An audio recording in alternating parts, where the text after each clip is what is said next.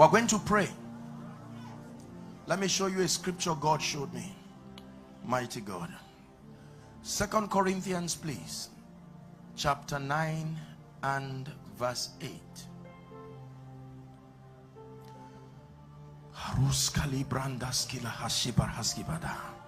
And God, HICC, and God has an ability to make all grace. Listen carefully.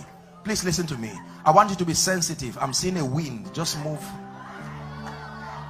I'm going to pray for you shortly. Please, guys, the instrumentalists, you can just walk together. Listen to me. Every dimension in the spirit, please look up.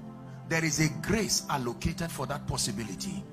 There is a grace that produces speed. Please listen. There is a grace that produces restoration.